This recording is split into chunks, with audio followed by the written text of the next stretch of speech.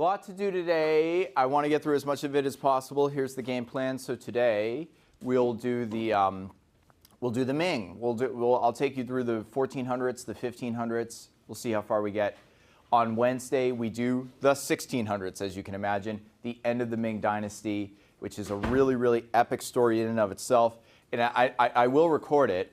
And you have to understand something. I would say one of the highlights of the semester, you know, when I think about the whole semester and I think about, you know, highlights like writing systems and everything like that, the death of the last Ming emperor, right? His totally dramatic suicide is on Wednesday, right? So you'll watch a video of me talking about that, right? Unfortunately, it won't be in person, but that's, I think, one of the highlights of the semester. And then next week we come back and it's the Qing Dynasty, pretty much into the end of the class, right? So, all right, so let's get started. So the establishment of the Ming Dynasty, this is where we kind of picked off.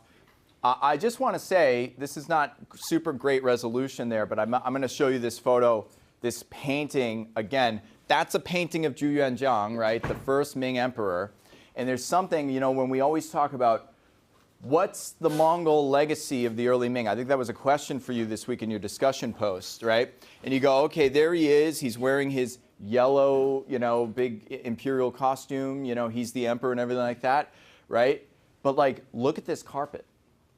You know what I'm saying? You ever look at that carpet? That's obviously like a Persian Central Asian carpet, right? So think about it like that. I'll show you that image later today where you can take a good look at it. Just remember, the Mongols really changed China, right? And so things that, you know, and he's coming back, he's established the Ming Dynasty, and he's going to, of course, say, I'm going to get rid of all these foreign influences. Of course he's going to say that. Of course the founder of the Ming Dynasty would say that, right? Ming is, in a sense, reacting to Mongol rule.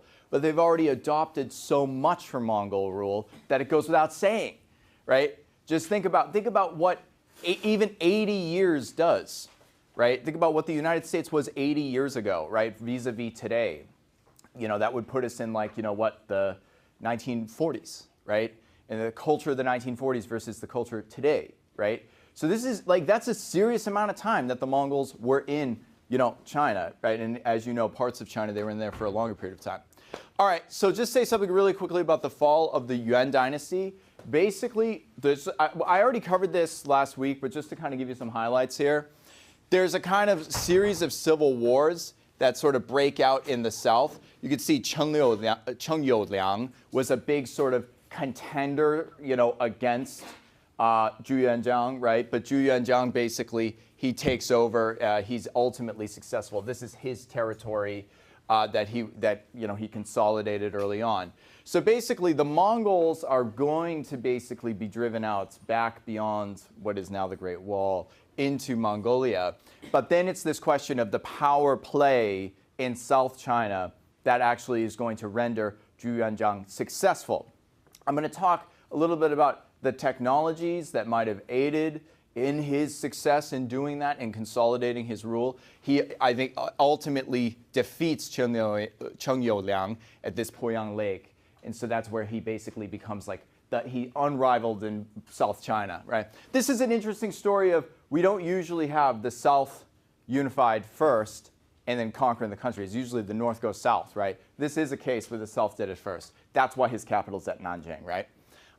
Okay, now the one thing I'll just kind of say here, the fall of the Yuan dynasty, it doesn't totally go away. There's this thing we sometimes call the Northern Yuan, which is kind of like sometimes called a rump state. Basically, the Mongol line of the Yuan goes back into the steppe. And, you know, they're sort of at various points in the aftermath of the Mongol Empire unified. Sometimes they're less unified. But one of the things that I will say here is that if you look at, by the time you get to the 1500s, the Mongols are becoming a serious geopolitical player again. And in particular, and this is a story I'm just telling you right now because we're not really going to focus on it today, but starting in the 1500s, even the late 1400s, but 1500s for sure, the alliance between the Mongols and the Tibetans, right? So, and especially with patronage for Tibetan Buddhism, right? So it's in, you know, this period that you're going to have Altan Khan, who is going to be, you know, the most powerful Mongol of his day, okay, basically create the institution of the Dalai Lamas. that happens during the Ming period, right? And that happens with the Mongol-Tibetan connection, okay? Ultimately, when you say 1635 right there, what happens to the Mongols up there? What happens to this northern Yuan? What happens to all this? Basically, they're going to get incorporated, most of them, into the Manchu project, right, which will be the Qing project. So next week, when I talk to you about the Qing, where it comes from and everything like that, I can catch you all up on the details of the Tibetans and the Mongols and that alliance and everything like that. But just realize, when the Ming is doing this thing, this kind of, the Tibetans and the Mongol stuff, that's a really important story. All right. When we talk about Zhu Yuanzhang and his victory and his establishment of the Ming, right? Ming and brightness, Ming, clear, something like this. That's what this title means, right? He kind of followed in the Mongol tradition of, where do you get your reign name from? Where do you get your dynastic name from? And the Mongols had picked from the classic of changes, right? They had picked a nice name, Yuan, right? This, this nice character out of that classical text, right? So he picks Ming, also nice, auspicious, prosperous, everything like that. I'll show you in just a second, but one of the things that he is going to sort of possibly ascribes his victory to is like basically weaponry, in particular gunpowder-based weaponry. This is a fascinating text that is written during his reign, okay, as the first emperor of China, and it's basically the Fire Dragon Classic. And it, by the way, of course, like that's classic here is a nice way, polite way, very nice way to call an important book, but it is not a classic. It is a 14th century text. It claims to have commentaries and such from, or knowledge from Zhuge Liang. Of course, remember, this is all strategic. Anytime you write something new, you have to pretend it's old, right? And Zhuge Liang knew all about these strategies, blah, blah, blah. He knew all about. No, he didn't. There was no gunpowder during the Three Kingdoms period. Zhuge Liang did not write a preface for this book. This is a late 14th century book, but it's really interesting because you get to kind of take a look at. This is a, what do you think this is? It's a bomb. Okay, so this is a bomb that was used during the Ming Wars of their establishment. And like, look at this, right? This 神火箭牌, right? This is this heavenly fire, arrow, right? This kind of thing, lighting them all at once. This kind of art, this weaponry and artillery. There's all different images of the weapons that were used in the 14th century. This was composed by two members, two officials who had supported Zhu Yuanzhang in his conquest of China and the establishment of the Ming. One of them later got executed. You will see Zhu Yuanzhang executes a lot of people, okay? But, this is this book. Two famous people wrote it. And you can just kind of see here, this is from Ming Taizu's, Zhu Yuanzhang's reign. That's a Ming bronze firearm. You can kind of see like what the primitive firearms looked like. Okay, at this time, but they were used, and we will see, of course, references. Later in the Ming Dynasty, we'll actually see the appearance of like overseas cannon, especially when Macau opens, okay, in like 1557. You'll see overseas cannon. But there was, right from the very start of the dynasty, firearm, artillery, etc. What we can say is that from the creation of this book by some prominent officials in the early Ming, probably these weapons were ascribed by Ming Taizu as, having helped them consolidate their rule, when they were fighting it, before 1368. All right, so here he is. That's a better image, okay? Better, more clear image. Look, that's him. He was not known as an attractive man, I have to tell you. He had very bad skin. They think he had some sort of, I don't know what that is, but like a pockmarked face, right? Like he was not a particularly attractive person, according to the annals. He was super intense. You got to understand, this is a guy with like a huge chip on his shoulder, right? He was truly one of the people who founded a dynasty in Chinese history from absolute poverty, okay? From like really absolute poverty, right? So you've seen that kind of like we say Liu Bang, right, from the founder of the Han Dynasty. That's another time we sort of saw something like that. But with Ming Taizu, we know more about him, right? Just take another closer look right here. Like, look at this beautiful Persian, Central Asian carpet right there. Just like totally there, totally under, not even a comment, right? I'm the emperor of the Ming. This is my new dynasty, and look at that carpet, right? So again, it just gives you a sense of that cultural moment in that late 14th century. That's his name, Zheng He. He picks his era name. What's his era name going to be? He picks this name Hongwu. So what does Hongwu mean? Kind of gives you a sense of what he's all about. Martial. Yeah, overflowing martial valor, right? So he sees himself, when you pick a name like that for being your reign title, and by the way, just realize reign titles in the Ming and the Qing become more important because they don't change during a dynasty anymore. Let me just explain what I mean by that. During the Tang, like Wu Zetian, she comes to the throne, and she'll basically say, okay, here's the name of the era, and they'll use it for like a few years. And then Wu Zetian will say, here's the name of the new era. So during her reign, there will be multiple era names, right? She can change them. They all could change them. But in the Ming and the Qing, you pick one era name, and that's the era name that you have as long as you're emperor. So Hongwu is Hongwu the whole way through, right? And you'll see that throughout the Ming and the Qing. So picking a name like that, okay, is kind of saying like, I'm full of martial valor, right? Which of course was true. That's how he came to power, right? But it's also going to give you a sense of his attitude, right? Because remember, what is the complement to the Wu? Wen, right? So, he does not pick a name with Wen in it, right? That's always, that's something to just be aware of, right?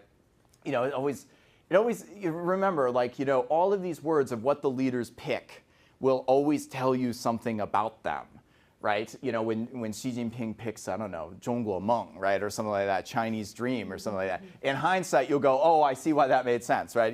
What they pick matters, right? There he is, the 13 provinces of the Ming.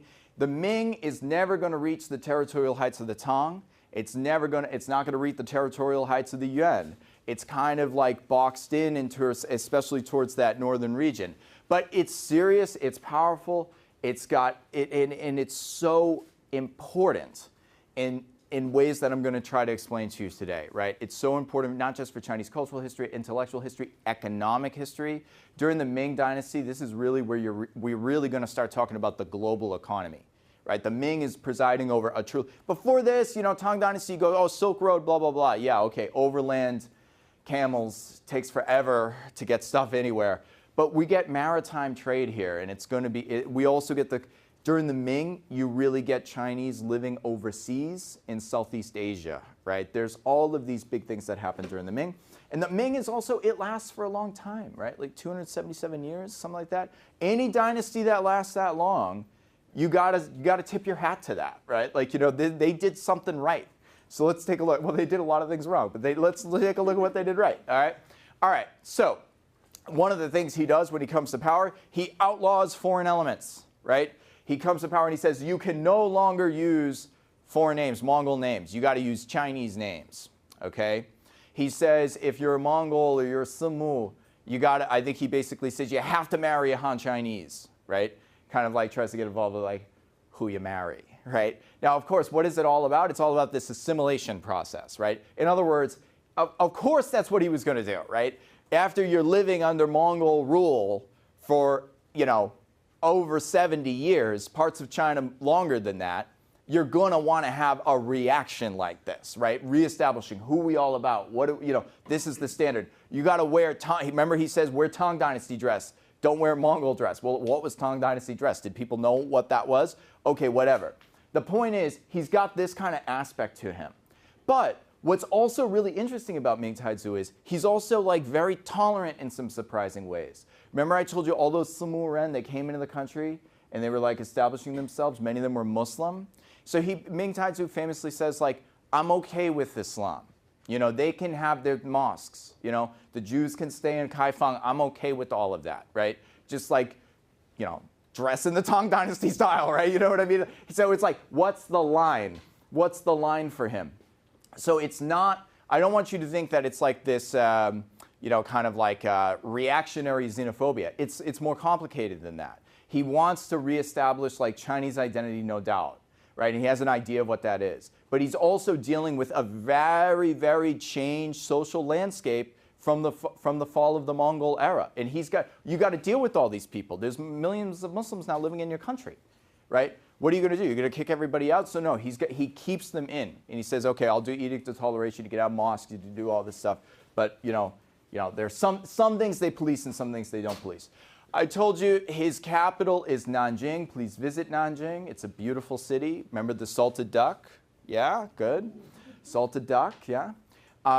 This was his capital. It's the capital very shortly, just basically during his reign. It's also going to be the capital of China in the early 20th century. Nanjing has this fate of never being a very long capital, right? But it is a capital city twice in the last 700 years, right? For short periods of time, all right? Ming Taizu is buried in Nanjing, right? So he is the only Ming emperor, as far as we know. I don't think we know where the body of his I'll tell you about that in a second. I'm getting ahead of myself. He's the only Ming emperor that we know is buried in Nanjing. Everybody else is buried in the Ming, Shisanling, the 13 Ming tombs outside of Beijing, right? That's after the capital is moved to Beijing.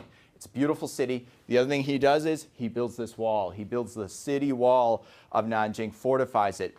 That makes Nanjing really interesting because it's one of the few Chinese cities, especially provincial capitals. Xi'an is one of them. Nanjing is one of them that still has their old city wall. You got to realize Beijing used to have its city wall. It was torn down in the 1950s. Communists torn it down. Kind of a tragedy, to be honest with you. I realize there are some people, it's like, are you a developmentalist? We got to change things. The wall made Beijing seem so small and so quaint, and I get it, but it was the whole sort of atmosphere of the city. Nanjing still has its wall.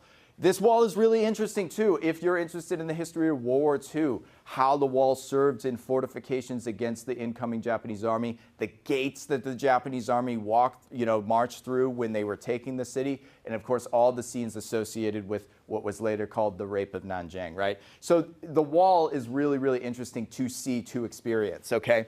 Now, you could kind of guess. Ming Taizu hated the scholar establishment, right? He does use this kind of like, I mean, it's kind of fitting for our most recent presidential election, if I may say. Ming Taizu hated the establishment. Who was the establishment? The Confucian scholars, who thought they were better than everybody, right? And he was not formally educated. So he was kind of like, had a little bit of a chip on his shoulder. So one of the things he does, which is kind of like, take it as you will, he orders every county in the empire to open a school. Now, how well funded these schools were or how long did they last, you can have a school on paper, but after 20 years, it becomes a tavern for drinking or something like that. It doesn't necessarily always work out, but he did want everybody to have access to some education. So he's kind of got this like bent to him. He halts the civil service examinations in 1373 after complaining that the 120 scholar officials who obtained a Jinshu degree were incompetent ministers. So he basically had a graduating class. They came. He goes, you guys are just awful. I'm just going to stop these exams. So it's fascinating how you say to yourself, wait, I thought the exams were so important. Aren't the exams so important? Who would dare end them, right? And it tells you a lot about Ming Taizu that he would just be like, yeah, just forget about it. We're not going to do it. And then he brings it back. And then when he brings it back in 1384, he executes the chief examiner when it was discovered that he had only allowed candidates from the South to be granted degrees. That's, I thought, always a funny, and I remember we were talking about this, I think, after class last week. A very funny episode. I mean, it's kind of tragic, don't get me wrong. This is an execution. But, when you look at the list and he goes, they're all Southerners. What are you doing? Executes the chief examiner, right? He executes supposedly about 100,000 people who were affiliated with the government and their families. This guy executed probably more people than most emperors in Chinese history, right? He was like paranoid. He was always thinking that people were going to overthrow him. All of that, right? And then he resettles over 14,000 wealthy families from Zhejiang and Jiangsu to Nanjing. One of the things that he does is because you had these wealthy families, especially in South China, they had big landed estates. He tries to kind of weaken their power base a little bit. One way to do that is to send them to the countryside, make them move somewhere else, right? Or send them to a military colony far away, or send them to his new capital in Nanjing, right, where he's close to them, right, taking them away from their inherited estates. So he kind of does, take that as you will. This is how he reigns. Now, I want you to understand something about the Ming. The Ming we separate into the beginning of the Ming Dynasty, the middle of the Ming Dynasty, and the end of the Ming Dynasty. Now, that might sound like the most boring movie you've ever seen. Of course it has a beginning and a middle and an end, but no. In this case, you got to really pay attention to it. Ming Taizu is really unique. There's only one Ming Taizu. All the stuff that he does, it doesn't follow through in the later reigns. Some stuff remains consistent, but it's kind of a reign unto its own. Yongle is kind of sometimes seen as the reestablishment of the Ming. He does his own thing. It's kind of a reign into its own. Then you get into a bunch of emperors that nobody remembers, okay? And that's the middle of the Ming. And then when things really start to get bad at the end of the dynasty, that's the end of the Ming, right? So beginning, middle, and end. Beginning is basically Ming Taizu and his son, the Yongle Emperor, okay? And we're going to get to the Yongle Emperor in a second. So then, he for instance, he has huge turnover in his cabinet, right? As you could imagine, right? It kind of reminds you of the first Trump presidency, if I may say.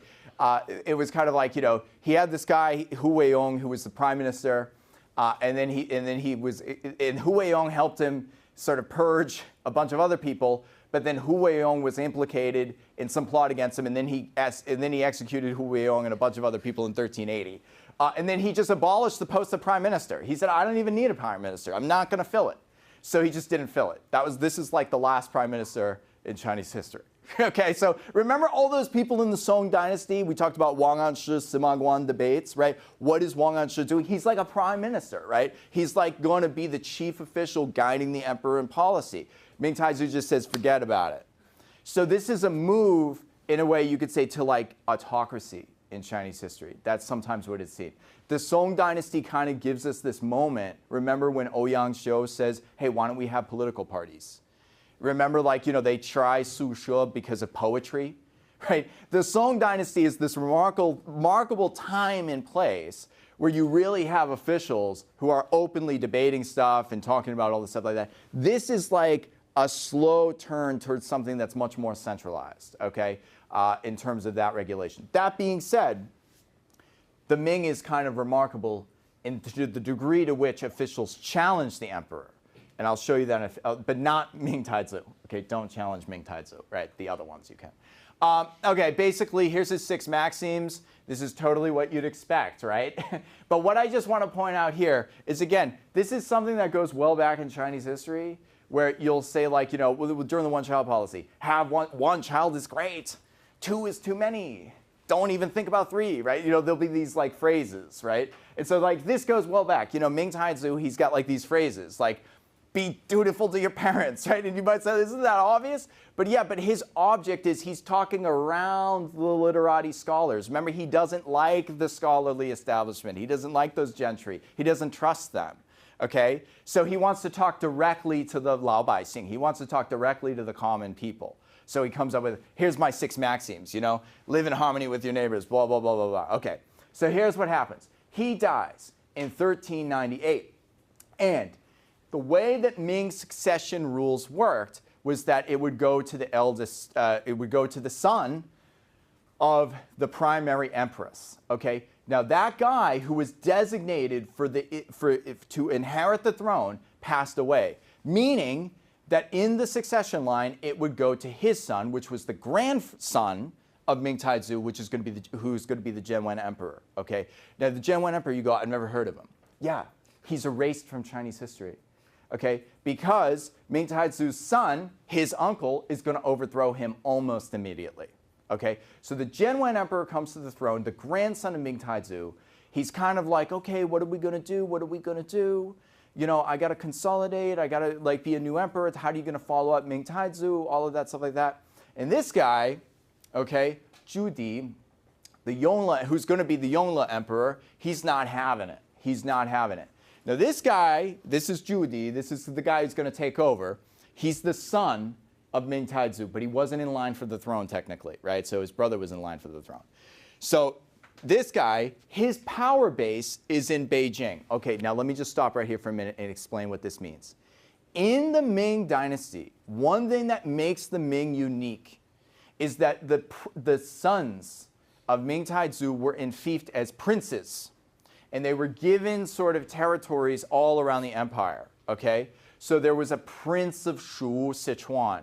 There was a prince of, Nanjing or in Jiangxi. There were princes that belonged to the royal family all across the empire. The Qing, the Manchu Qing will not do this, but the Ming did do this, okay? And there are reasons they did this for succession, et cetera, et cetera, et cetera. So the line that he comes from was he was given estate by his father in the Beiping area. That's the old territory seat of Yan. That's basically Greater Beijing. This was very, very close to the Mongol frontier. So this is a very, very important region in terms of geopolitics, considering that the Mongols had just retreated, right? So this is where he was enfeoffed as the Prince of Yan, okay? Now, Zheng He comes to the throne, and Zheng He is kind of like saying, I want to, one of the things they were going to try to do is lessen the sort of military independence of the princes, including the Prince of Yan. Well, basically, you can imagine this guy wasn't having it. And when they come to basically confiscate his army, he just says, I'm going to try to overthrow this, right? And he does. This is the first of many, of not the only princely rebellion during the Ming, but it is the most successful one. What he does is he basically marches down the Grand Canal with his armies, causing tons of destruction along the way until he takes Nanjing. He takes Nanjing. The Zheng He emperor, I don't know what happened to his body. Okay, that's what I was saying. Where's his grave? Nobody knows. Okay, he was probably burned in the palace, whatever. All the evidence was destroyed. His name was removed completely from like all the history books. It didn't exist, didn't happen. So the second emperor of the Ming Dynasty is Yongle. So how do we know that? Because, like, of course, like the records like say it euphemistically, and it was widely reported. Let's say, right? Like you couldn't miss this. You couldn't miss this. But it's a short-lived reign. But he tries to sort of eliminate them. Remember, it's like it reminds me of like Henry VIII when he like executed his wife. He would try to purge her, right? Like he tried to purge her. Like, and I remember one of the most fascinating things I've ever saw in Cambridge, in King's College, Cambridge, right? There's this like big altar screen, and it's like all across England, Henry VIII ordered every reference to Anne Boleyn to be destroyed, right? After he, had her beheaded, okay, at the Tower of London. But the one sort of emblem, and it was H.A. After they got married, it was H.A., Henry and Anne, right? And all of those emblems were all over the country like propaganda. And there was this one kind of church altar that was a little bit too high in King's College Chapel, and it just and nobody bothered to take it down. And then it's kind of hard to see, but remember, you go there and you go, oh my God, that's Anne Boleyn, right? It's just like nobody took it down, right? And it's like, thank God nobody took that down. It's kind of like what we're dealing with here. It was like, delete the Zheng He emperor, never happened, never happened, never happened, right? But you couldn't delete Anne Boleyn, okay, right? Especially, right? Elizabeth was Anne Boleyn's daughter, right? Am I right on that? Yeah, Elizabeth was Anne Boleyn, so you can't delete Zheng He, okay? So, but he tried. All right. So then, Yongle comes to the throne. Yongle is going to totally take the country in a different direction. What is one of the things he's going to do? He moves the capital back up to Beijing. Yeah? That was his power base, right? So it makes sense to move it back up to Beijing, especially if you want to like have a muscular foreign policy. He does the Zheng He voyages to Southeast Asia in the Middle East, right? He rebuilds the Grand Canal after having destroyed it during his military campaign. He spends tons of money, but he's much more outwardly focused. Now, for those of you who are in my modern China class, you will remember this next slide that I'll give you, but now you'll see it from a whole new perspective, right? So I was thinking about the resonance of Chinese history in China today, all right? That's Ming Taizu. Who was he? He was a southerner from a peasant background who it came to power by overthrowing foreign rule in China. He then established a sort of, let's say, kind of populist, if we use that word, agrarian, first, anti-foreign merchant, very inward-looking, right, rule over China.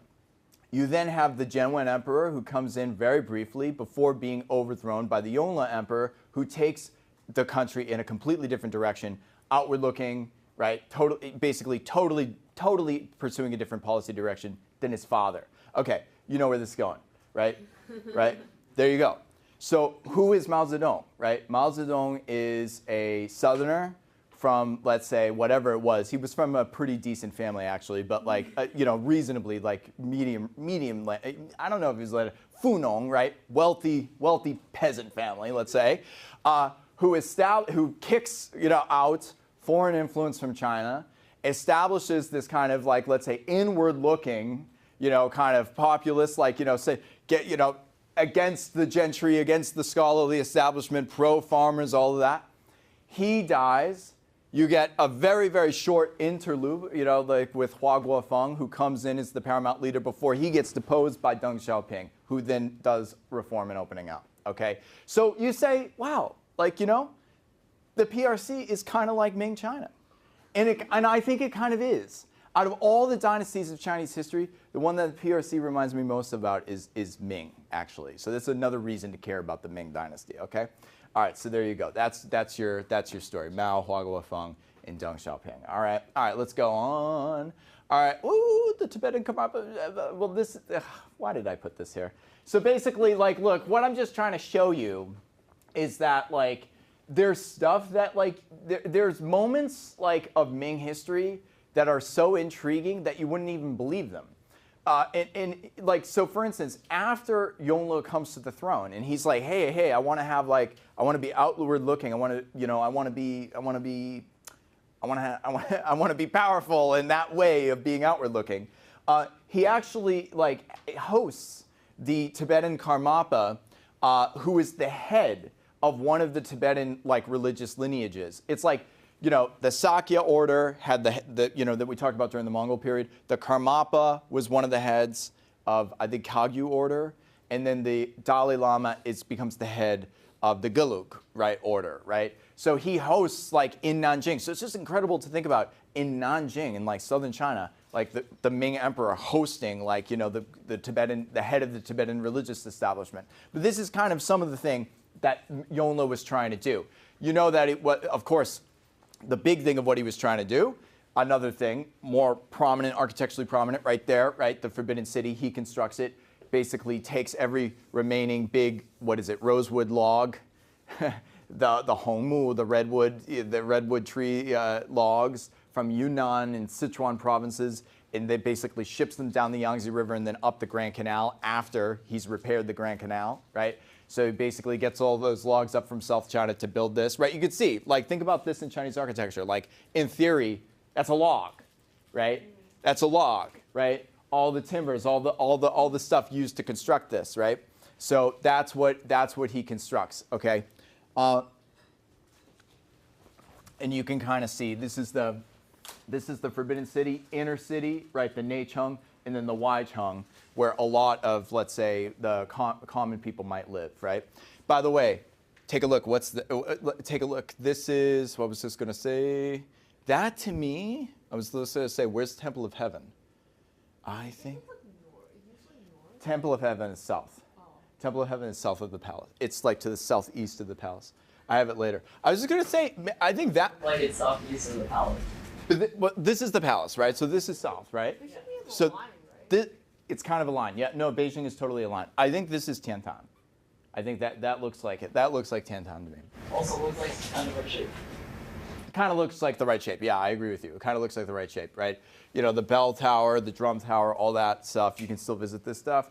I'm going to skip over the next slide in the interest of time. What was the government like? Trust me, it was interesting. You know what I mean? Like, there was 13 provinces, local county officials, heads of the provinces, and the central government. But what I really want to just say to you is you can think about it like this. There's this, like we had in dynasties past, right? There's the central government, and then there's, like, local local officials. And it's basically about the center and the local, right? That is the constant theme in Chinese history, okay? I'm going to get back, don't worry, I know many of you are thinking about where's Zheng He. We're going to get to Zheng He in just a few moments. But before I do that, let me just say something broadly about the nature of the Ming government as it was created, let's say, by this time, okay? When you look at Beijing, as we were just talking about, this is why I sort of premised it here, Beijing is laid out as a very religious cosmological city. You never would guess that, especially if you see its layout today. Not only do you have, okay, the palace there, the inner city there, that's the Temple of Heaven to the south. Up to the north, north of the city, do you know what you have? What altar do you have right there? Take a guess. Take a guess. No. No. So heaven, temple of the earth, the Ditan is north, right? And then over here to the east, over here to the west. East. I think it's sun. It's the real Tan. And then the moon. Yeah, sun, moon, earth. I think, or this could be, I think this is moon. Yeah, you can go visit. They're all now parks. You can go basically visit them as parks, right? All laid out there. It's like really, really cool to think about this. Again, you think about Beijing, it's like a capital city, everything like that. It had a logic. It had a real spatial cosmology to it. Every sort of county in China, from the Ming Dynasty into the Qing Dynasty, is going to basically have these three things. You're going to have a Confucian temple, which is a kind of bad translation for a Wen Miao, which is basically the Miao dedicated to Wen, right? Culture, civilization, all of that. That will be associated with the local scholars, the examination system as it is practiced in the county, right? In the most local of the administrative districts. There's also a Wu Miao. Every county will have a Wu Miao. And the Wu Miao is kind of like, where the military candidates go. Remember, there's also military exams in China. So it's not just the civil exams. There's also military exams if you want promotion in the military. So you have the Wen Miao, Wu Miao. You will see these. If you go to China today, you can see they'll have a really well-preserved Wen Miao or Wu Miao and everything like that. And then you'll have the Chenghuang Miao, city god temple. Just a question. Chenghuang Miao, the city god temple, literally the temple of walls and moats. But who is the city god? Who is his counterpart? Take a guess.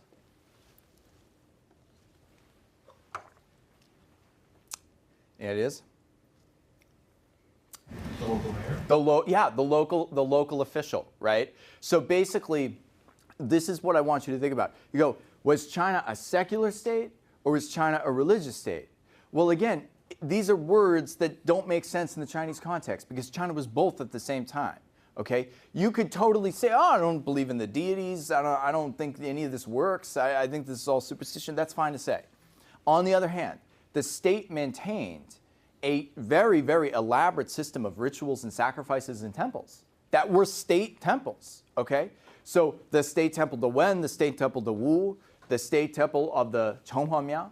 So this is a really, really important scenes because, for instance, if the local people are really upset at the performance of a local official, well, you can't go over and protest it at the local official. But what you can do is you can protest it at the city god, right? So we have examples of people taking the city god out of his temple and whipping him. And it's like, why are you whipping the city god? And then people say, well, because I think the city god's doing a really bad job at the administration of our county right now, right? And so you see, religion is really an important realm of speech, right? In voice, right? Villages and local places tend to have a Tudi Gong, an earth god shrine. So literally, again, this goes into what you've seen from the very beginning of the Taoist movement in China, of the gods and the celestial bureaucracy mimicking the human bureaucracy. And this has now basically become, to a certain extent, the state, the way that the state orthodoxy is organized. And of course, you even have, houses can have a kitchen god, which is really the god of the house, okay? Something like that, okay?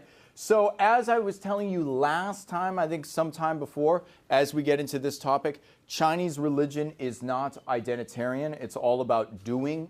It's all about action, right? That's the real question, rather than saying, what are you? I'm a Buddhist, I'm a Taoist. People didn't really usually talk like that. Here's my outline of it for you. Confucian orthodoxy in the imperial state cult at the top. So Confucian orthodoxy by the Ming period basically means the five classics and the 4 books with Zhu Xi's commentaries. That's Confucian orthodoxy, okay? Plus the imperial state cult, which is over the calendar year, there are some deities and some festivals that just have to be celebrated, and the government basically says, we recognize these.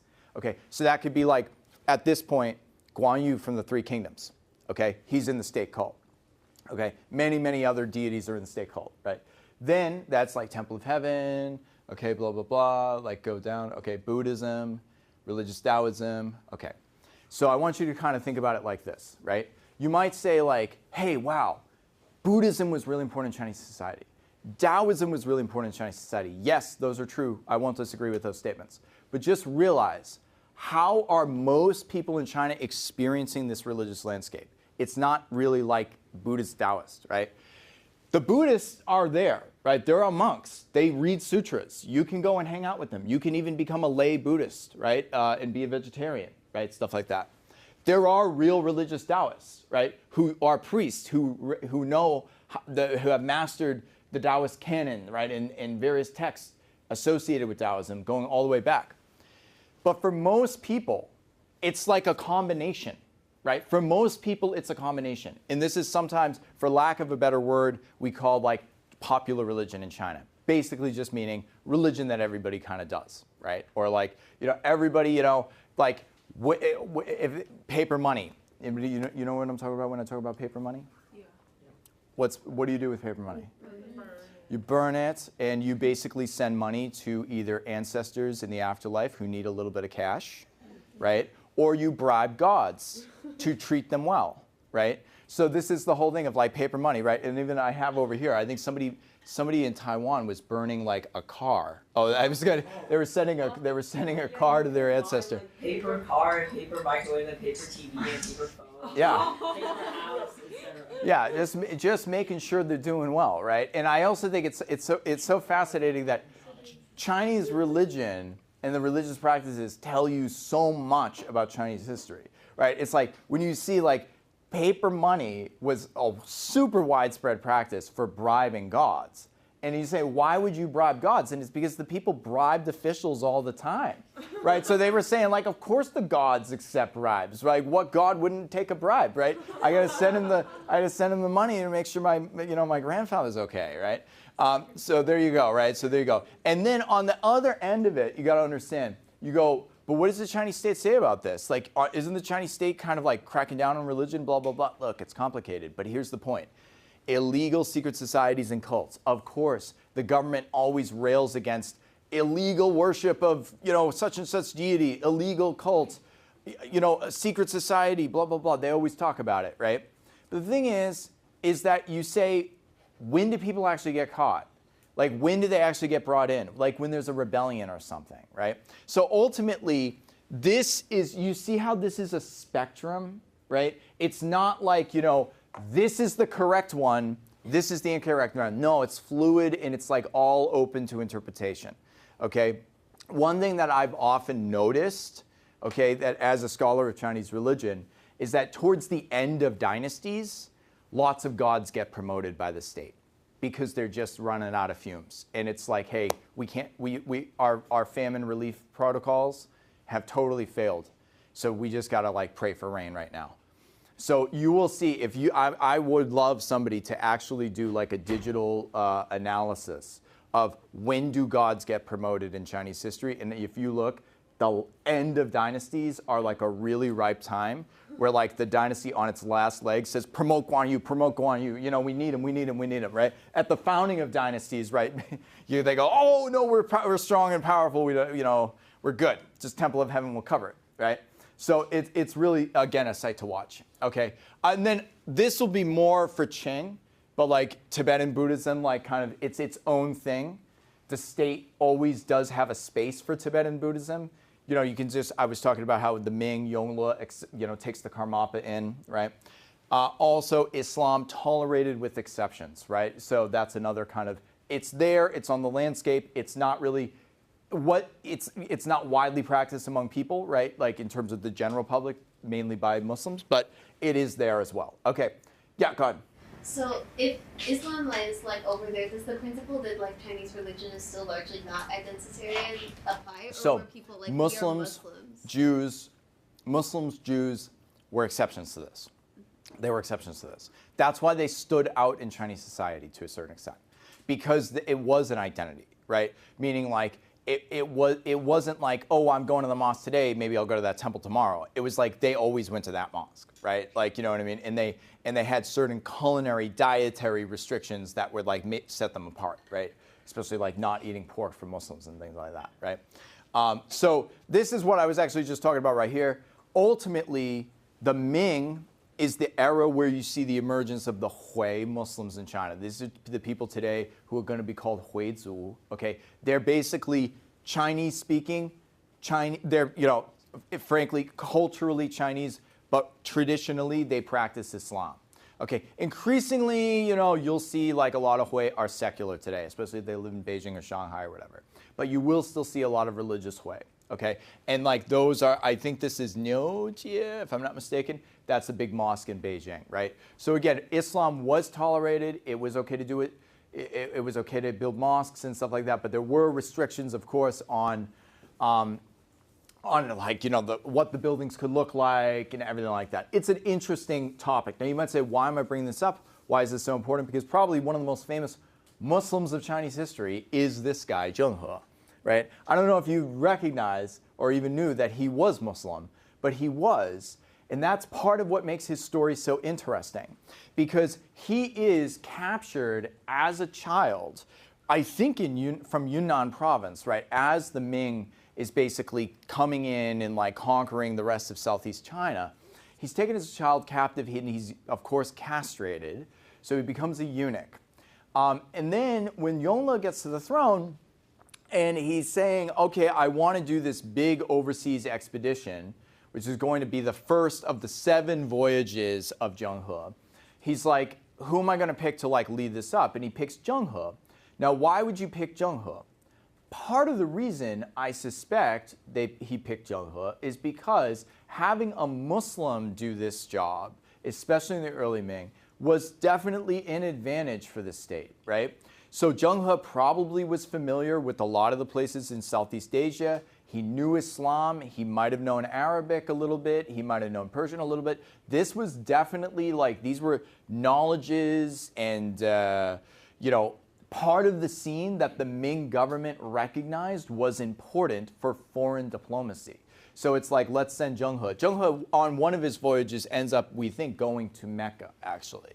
But you could basically see what he does. He goes down, he goes basically into Southeast Asia. He goes down to Java in a few of the voyages. He goes through the Strait of Malacca. He ultimately gets to Calcutta. Well, he, you know, gets to southern India, gets into the Strait of Hormuz, right? You know, those are the 7 voyages. They were super expensive. They involved ships that were, again, huge, as so we think. So they required tons of timber to build, like the palace that Yongle was building at the same time he was doing this. And so, you know, that's the kind of story of Zheng He, right? Now, one of the things that I'll just say, this is kind of a fun thing. Anybody know, I was going to say, there's a really fun story with Zheng He. When Zheng He brings back an animal, right, from one of his voyages, and all the animals he brought back, all the stuff he brought back would have to be classified by the imperial government. Like, what is it? What did you bring back? And so they classified one animal he brought back as a qilin, right? So now qilins are mythical animals. They look kind of like that, or one example of qilin. And what animal do you think he brought back that they classified as such? No, you would think lion, but it was actually the giraffe, right? So like, you know, it was like he brought back a giraffe, and then they were like, what is this animal? And then they were like, oh, that's the qilin, right? You know what I mean? It lives in Africa, right? So there you go. So, you know, Zheng He delivered on his promise and Yongle probably thought it was totally worth it, right? So now this is the question, and I was going to ask you this, right? We were talking about this at the end of class last week. Why do expensive voyages happen, and why do they stop?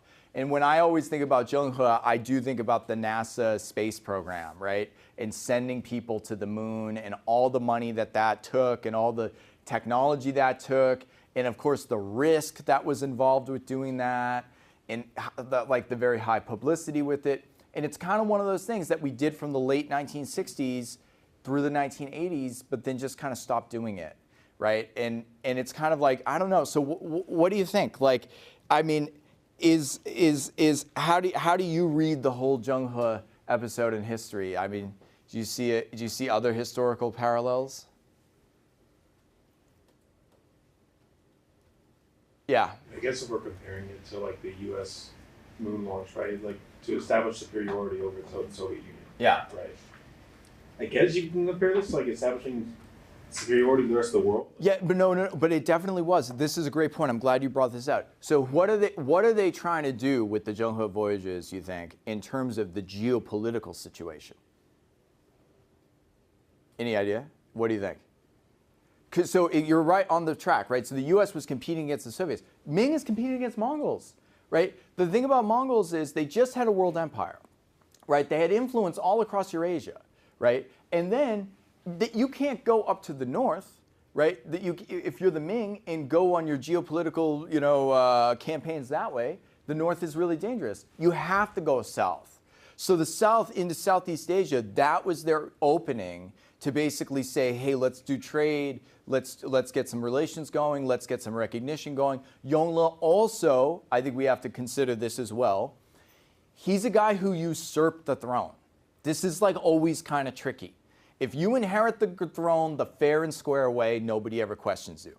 But if you kill your nephew, okay, and steal the throne, and everybody knows it, and by the way, some officials were pretty disgusted with Yongle for doing that. Like, and I mean, they refused to serve him. Like, that did happen early in his reign. So he's constantly trying to show, no, I'm serious emperor stuff. I'm serious emperor material. Look at the Grand Canal. Look at the palace in Beijing. Look at my fabulous voyages, right? I think there is a little bit of that going on too. So, I mean, it's one of those things of we don't do it all the time, like this kind of thing. The other thing that Zheng He is constantly compared to, of course, is the European, Portuguese, Spanish exploration stuff, right? Which happened later in the same century that Zheng He did his thing. But what do you see as the difference, right? What's the difference between Vasco da Gama or whoever, right, in the Zheng He stuff? Yeah. I think for a lot of the Portuguese, what they do is they eventually want to set down roots and establish trade routes and all of this stuff, and it becomes a whole economic thing. Where it's the beginning of this establishment of foreign relationships and colonialism, but there's no real major colonization that seems to occurs, and also no real type of economic or trade thing that results from this, which is what I think all of the Portuguese and all of them intended to do, was to go to India and East Asia and just trade and get various goods. I know what you mean. Yeah, there's such an emphasis with the Zheng He voyages on relations between the countries, right? It's we want the Ming to be recognized, right? So I agree with that. What else? Yeah. I believe it was the Zheng He voyages. So the European voyages were mostly for commercial reasons to circumvent the Ottoman blockade of the spice trade. Yeah. And that's mainly for I want my paprika or saffron or whatever. Zheng He was just Yongle was I don't know, man, I need to build my prestige. Give me a giraffe. Right. Well, this is a very good point, and I think you're definitely on the right track here, which is to say, a lot of the quote-unquote European voyages are basically private people who get charters, right, from a royal family to say, okay, go abroad and do this, right? And if you find something, in the name of the crown, claim it, right, or something like that. In the case of Zheng He, it's a state mission, right? It's a real state-directed mission. So the state is involved with paying for everything. This isn't about sharing the booty, sharing the money, sharing the spoils. It's not about that. This is a state mission, state ships, state-directed voyages, right? So it's kind of like has that aspect of it, which basically meant it was very expensive for the state in a way that like Columbus, you know, how expensive was that voyage? I mean, I'm not saying it was cheap, but I'm just saying you kind of get what I'm saying. So it basically makes it, I think that the private enterprise element of it may have, and the profit focused of it, may have made some of the European voyages, even though they had high risk, more sustainable, right? Whereas in the case of Zheng He, the problem is there was no constituency within China who was going to defend these voyages after Yongle left the throne, right? What constituency would want these to continue, right? The Confucian literati, you can imagine they were like, this is a waste of money. Don't do it, right? You know, the military officers were like, I don't see a huge military use for this, right? So it's kind of like it just didn't happen. It's like, why did the moon stuff end, basically? I know it's not technically ended, but it's like, it's a pale shadow of what it was like decades ago, right? Why did it end, right? Well, you know, the geopolitical threat from the Soviets kind of disappeared, and there's the federal budget's it's really big, and it's very expensive to do these things, you know, to do these big government-funded projects. Maybe we could do other projects, right? You know, it's like, it's an interesting question of like, if we're talking about like interplanetary space travel, like, how much state support will that require to sustain over the long term? Because it's not one thing that you could do like, oh, I'm coming in as president, let's do this for 4 years, and then we'll do something else after he or she leaves office, right? You got to do this for like decades, right, in order to actually see results from it, right? So it might be that like, basically, you have to just like make travel to Mars tourism, like private tourism, that like it will actually happen. You know what I mean? Like, you know what I mean? And then like, you know, I don't know. That's just, anybody else have any thoughts on this? Just something to think about. Yeah, it's a fascinating moment.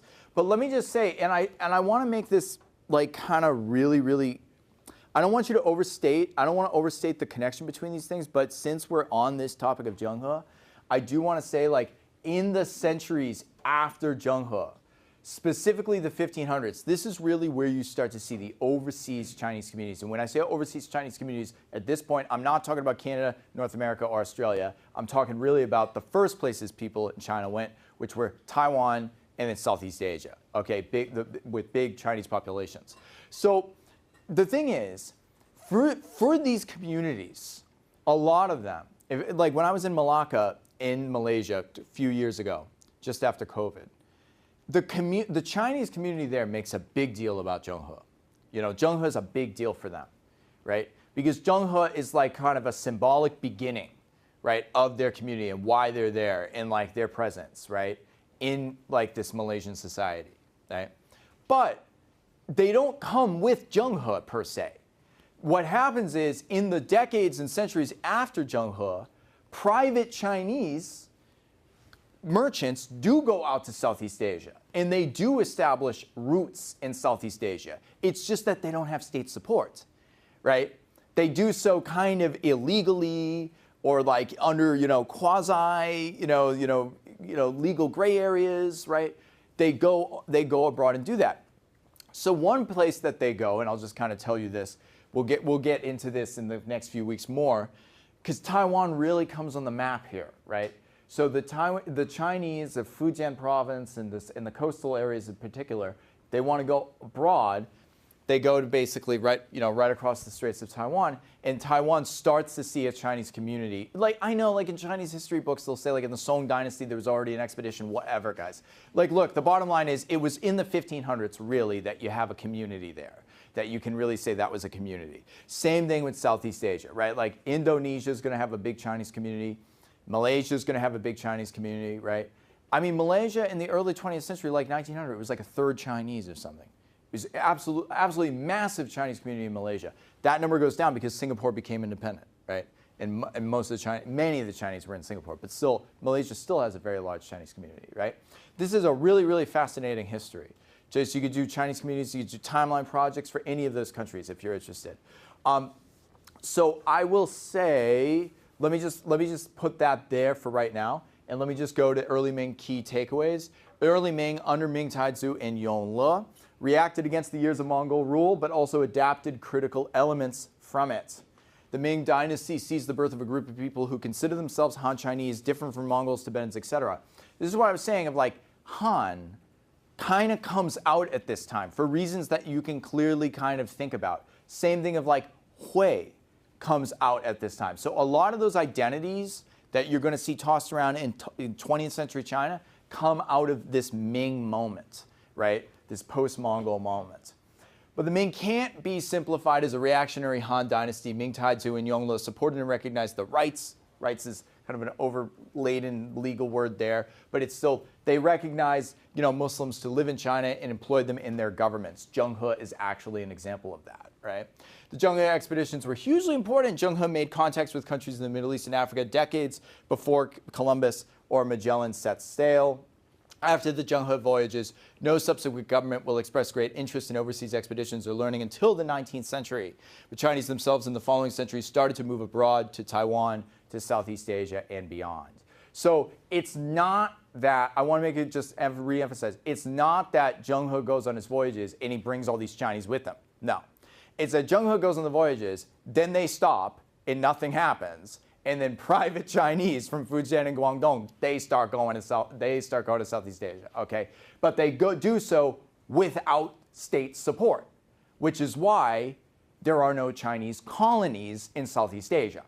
You kind of get what I'm saying? With the very, very interesting possible exception of Singapore, right? Which is a Chinese state in the middle of Southeast Asia, right? Of course, that's not, I understand that's not the Singaporean story. Singapore has its own unique identity. It was carefully crafted over the 20th century, but you get what I mean, right? If you wanted to push it, that's what you could push. Okay? Questions? Good? All right, 17 minutes left. Let's use it, all right? So let's talk about this really incredible crisis. All right, so in the post-Yongle era, the voyages stop, the government's in Beijing, and we kind of settle into a more status quo Ming. And I kind of promised you the Ming is going to have basically some of the worst emperors of Chinese history, right? Just really incompetent people, one after another. Some of them are just absolutely off their rockers. Okay, so this individual involved with this crisis becomes emperor twice. In a story that you just have to hear to believe, right? So he comes to the throne as the Zhongtong emperor. He serves, and then the Mongols, under his reign, basically kind of cross over into Ming territory. And not only does he want to meet them and sort of kick them out, he wants to personally go into battle against them. So he leaves Beijing with his army, and then at the fort of Tumu right here, he is surrounded and captured by the Mongols. So you have right here a Chinese emperor on the throne who is now captured by the Mongols and taken back to Mongolia. All right, that's embarrassing, right? That's really bad, right? That would be as if the Canadians took Biden. Right? You know what I mean? It's like, what are you going to do, right? So then what happens is that there was this big official. I want to say he's from Zhejiang, but you could kind of guess. If you have to ever guess, hey, where's the official from? Just pick a Jiangnan province, right? And then you say, okay, I think he was from Zhejiang because his tomb is on Westlake. Yu Qian, okay? So Yu Qian is this official. And he basically, this is an unprecedented situation. He basically kind of takes control of the government. He says, because the Mongols want a ransom. They want territory, they want all this stuff, and then say, we'll give you your emperor back. So then Yu Qian is basically facing down a Mongol invasion of Beijing, which is really tough, really brutal. And he basically says, look, no, we're not going to negotiate, okay? Let them keep the emperor. Just put a new emperor in, and we're going to keep going. So Yu Qian kind of saves the Ming, and he basically also fortifies Beijing, and the Mongols who thought they were going to negotiate realized they're not going to negotiate with us, and so Beijing is saved. Yu Qian, maybe he's kind of a hero, except eventually the Mongols get sick of holding this emperor under house arrest and then just let him go. So he comes back to Beijing and he's like, what were you guys doing? Well, you just let me stay there, right? So then he goes under house arrest because there's a new emperor on the throne that was put on there basically under the reign of under the watch of Yu Qian. So the Zhentong emperor is under house arrest. Then, classic Ming, there's a eunuch coup. And they take out that emperor, and then this guy comes back to the throne as Tianshun, and then I think probably has him immediately executed. Okay, so then Yu Qian has a very, very fascinating sort of legacy in Chinese history of being a sort of, he sold out the emperor, but he saved the country. So in later centuries, he kind of became celebrated, and today you can visit his kind of mausoleum on Westlake. It's kind of a site to visit. Yeah. Why wouldn't they just kill him instead of putting him on house arrest and be like, oh no, he had an accident. What are the chances? So it's kind of, this is, that's a great question. Why not just kill him, right? I mean, it might have just been bad press, right? It was kind of obvious that, the Mongols brought the emperor back. And it was so awkward because this is not something that ever should happen. Because technically, he's still the emperor, right? He was crowned the emperor. He didn't die. So what is he? So nobody knew what he was. So it was like, okay, just put him under house arrest. But then he was back with a vengeance. Okay, and so it was just brutal, okay? Just brutal. Okay, so this is what I'm saying about, all the Ming stuff. And realize the Ming, of all the eras of Chinese history, this is the heyday of the eunuchs. The eunuchs are super powerful during the Ming. And they're again, it's not fair to say this, but as the historical annals go, they're seemingly always up to some mischief. I'll show you some more examples of that not too long from now. The Great Wall. Why does the Great Wall come to exist? It comes to exist right around this time, and the way that you know it today, basically right during these reigns, right? The Zhentong to Tianshun reigns, this kind of era in the middle of the 15th century, the 1400s. And why? Because basically this is the reaction to the emperor was taken. We need to fortify the northern defense. So it's right around this time that basically you could say there's all this money thrown to this defensive, version of the Great Wall. Okay, you got it? You good? All right. And it was useless, right? Useless, yeah. So it was pretty useless. Think about this. Just remember this. The wall does not work like a wall to keep people out. You can't ride a horse up this mountain. Look at that mountain. Right? It's not like the horse isn't going to come up and then say, oh, wow, the wall's there. I can't go in. No, the wall exists to basically unify the watchtowers. Do you understand what I'm saying here? The wall is actually, quote unquote, the wall is a misnomer of the Ming. It's the watchtowers, right, that give you the signaling in the communication system. The wall itself is really there for the walkway between them so that you can walk between the mountains. Right? It's not actually I'm riding my horse up this Mount Everest, right? That's not going to work, right? No horse is going to get over that anyway, right? So you can think about it like that. So it's not really fair to say it was useless in the sense of it did work as guard towers and it did work as communication relay, right? It did work as those things. But in terms of did it work to keep invaders out? No. Okay, it didn't. Okay. All right, now let's get on to the Jiajing Emperor. This guy, I gotta say, probably the craziest. Probably the craziest. Okay, I'll tell you some good stories about him, and then I'll get through Jiajing today, and I'll tell you some fun stuff about him, and then we'll call it a break. Okay, I'll give you a recording for Wednesday. Okay, so first thing first, Jiajing. You will be confused, I guarantee you, because there is a Qing emperor called Jia Qing. So just realize there's Jiajing in the Ming, Jia Qing in the Qing. Okay? So just think Jia Qing, that's the Qing. Okay? Jiajing, that's the Ming. Okay? So he comes to the throne, and already there's a problem. And it's actually kind of an interesting problem to have. This is called the Great Rights Controversy.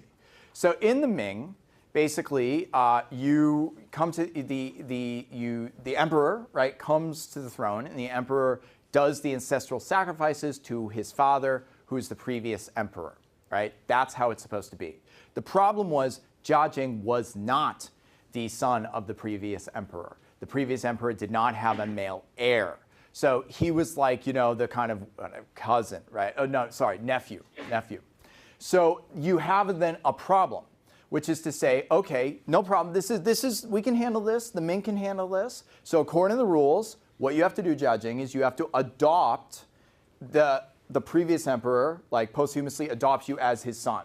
So you do the ancestral sacrifices to that emperor, who's like your uncle. But then Zheng is like, no, I want to sacrifice to my dad. Right? That's my biological dad.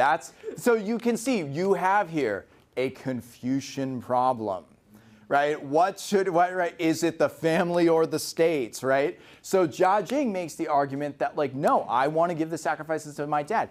And then there's all of these officials who are up in arms over this. There's a public protest among officials who are scandalized at the idea that he won't be adopted and do the proper sacrifices, right? You can kind of think about it. I know you say this, but like, today when presidents, they visit the cemetery at Normandy, or they do some other ritual, right? People get up in arms about how they act, what they say. Was Biden asleep? Was whatever. People talk about these things. They matter, right? The public performance of being a leader like this, right? So it mattered right from the very beginning of Zheng's reign. So what he basically does is that he sort of makes this ancestral rights adjustment. He holds his ground on this. And then something really remarkable happens in Chinese society during this time, which is that basically Zheng sort of encourages people across China to build ancestral halls and worship their ancestors.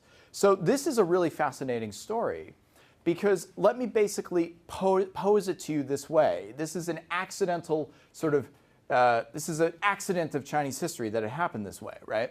So the rights controversy, let me put it this way. In the Song Dynasty, people worship their ancestors, of course.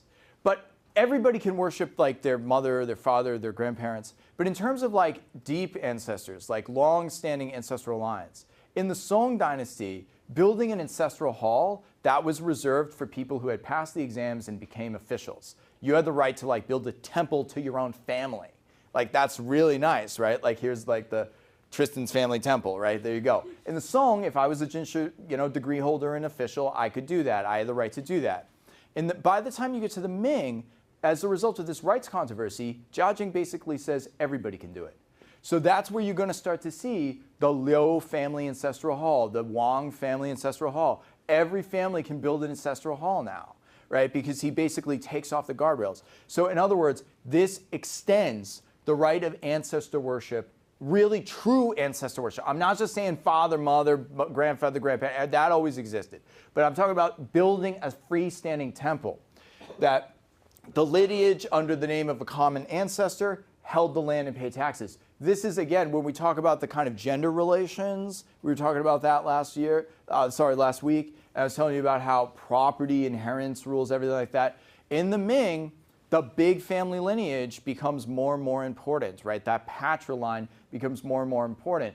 And with this change and this incentive to worship ancestors and build ancestral halls, basically all the land is held in the name of the ancestor, who then becomes the taxpayer when he's dead, right? So who owns the land? Well, our great-great-grandfather, right? So then the structure of the lineage becomes really important. The Chinese family became a sort of lineage corporation. And the pattern of late imperial society from the Ming and the Qing dynasties became a strong central government, a small government bureaucracy, a large body of exam-taking gentry, a strong family units that essentially govern themselves. So this is what I want you to think about, this slight paradox. You go, was the state strong or was the state weak? Well, the central government was strong. The emperor could be strong. But in terms of the penetration into local society, it was pretty much the families governed themselves, okay? Like they established their own temples and everything like that, right? So that's where you can kind of think about it. So this is, I'll just kind of say, and I was just going to kind of give you the family names. You could think of all the famous Hong Kong family corporations and things like that. This is really, this looks old. This looks ancient. right? All these Chinese family lineages, oh God, wow, this is traditional China. This is not traditional China. This is mid-Ming Dynasty China and after, okay? It's only in the mid-Ming Dynasty that these kind of family units emerged, right, in the way that we kind of came to know them in the 20th century. So just so that you kind of know that, okay? Now, I'll just kind of get back. Okay, so really quickly, I promised you some stories about Jiajing. I will deliver on them. I'll talk really briefly about the palace plot of the Renyin year. This is something that comes up every now and then, and it's an example of just how sort of out there Jiajing was, just really quickly. How do I even say this? So basically, Jiajing was interested in all types of self-cultivation. Of course he was, right? And he was trying to get elixirs to live forever. And this involved basically, he did some really strange stuff, okay? Just take my word for it if you want to. I don't know how much detail about this I should go into, but I'll just say that he collected young women from around the empire, right, to basically help him make these elixirs. And we know he did this because in 1542 there was literally a rebellion, and these women who were in the palace tried to strangle him. And you say, well, how do you know this happened? This is actually recorded. Like, it is recorded, like this woman was strangled, this woman was strangled, this woman was strangled, or beheaded because they tried to strangle him this night, okay? That's how kind of out there he was. Now, again, you can look it up, go for the details. I'll just kind of say, but like this is a moment that sort of reflects, let's just say, the kind of unique governing realities of the Jiajing reign. Okay, he's not I won't say he's asleep at the wheel. He's not at the wheel. Okay, he's doing his own thing. He's involved in his own stuff. And I think it's really fascinating to look at this moment in history of he nearly was assassinated. Okay, so he ultimately was not killed. The Empress Fang, I think, saved him in the middle of the assassination attempt, and then all of the women who were basically trying to kill him were then executed. But basically, this is the kind of moment. Now, this gives me an opportunity in the last 2 minutes here to say something about the subject of actually women coming into the palace, okay? And remember, as I've said to you time and time again, that the Forbidden City was basically a palace of eunuchs and women, particularly the rear of the Forbidden City, right, where the imperial family lived.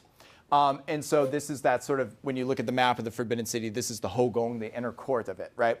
So there's a there's a great sort of interactive article from like a few years ago of the South China Morning Post, where they talk about during the Ming Dynasty, the selection process of becoming an imperial concubine in the imperial city.